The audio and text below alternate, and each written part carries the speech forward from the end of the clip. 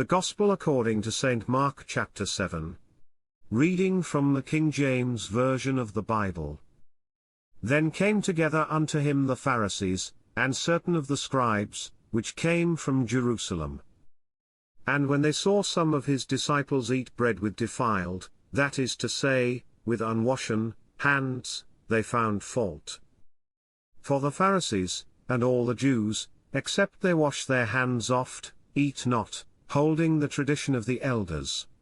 And when they come from the market, except they wash, they eat not. And many other things there be, which they have received to hold, as the washing of cups, and pots, brasen vessels, and of tables. Then the Pharisees and scribes asked him, Why walk not thy disciples according to the tradition of the elders, but eat bread with unwashen hands?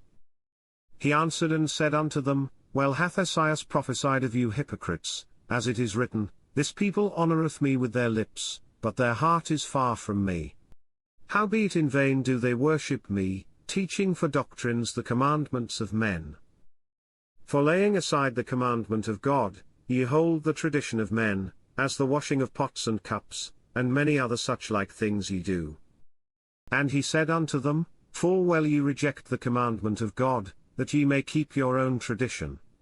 For Moses said, Honour thy father and thy mother, and, whoso curseth father or mother, let him die the death. But ye say, If a man shall say to his father or mother, It is Corban, that is to say, a gift, by whatsoever thou mightest be profited by me, he shall be free. And ye suffer him no more to do aught for his father or his mother, making the word of God of none effect through your tradition, which ye have delivered, and many such like things do ye. And when he had called all the people unto him, he said unto them, Hearken unto me every one of you, and understand. There is nothing from without a man, that entering into him can defile him, but the things which come out of him, those are they that defile the man. If any man have ears to hear, let him hear. And when he was entered into the house from the people, his disciples asked him concerning the parable. And he saith unto them, Are ye so without understanding also? Do ye not perceive, that whatsoever thing from without entereth into the man, it cannot defile him? Because it entereth not into his heart, but into the belly, and goeth out into the draught, purging all meats. And he said, That which cometh out of the man, that defileth the man. For from within, out of the heart of men, proceed evil thoughts, adulteries, fornications, murders, thefts, covetousness, wickedness, deceit, lasciviousness, an evil eye, blasphemy, pride, foolishness. All these evil things come from within, and defile the man. And from thence he arose, and went into the borders of Tyre and Sidon, and entered into an house, and would have no man know it, but he could not be hid.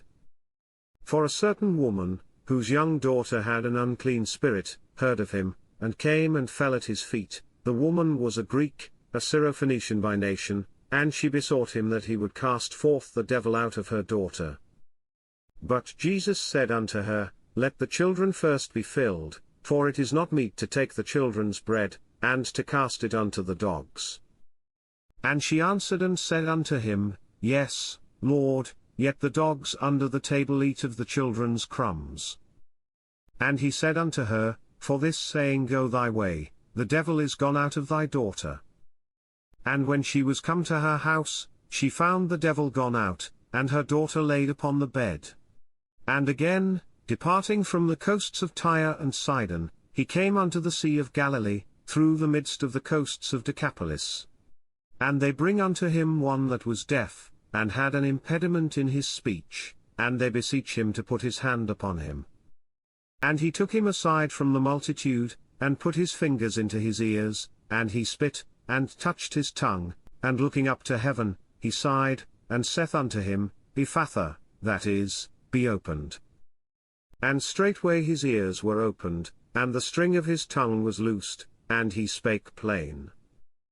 And he charged them that they should tell no man, but the more he charged them, so much the more a great deal they published it, and were beyond measure astonished, saying, He hath done all things well. he maketh both the deaf to hear, and the dumb to speak.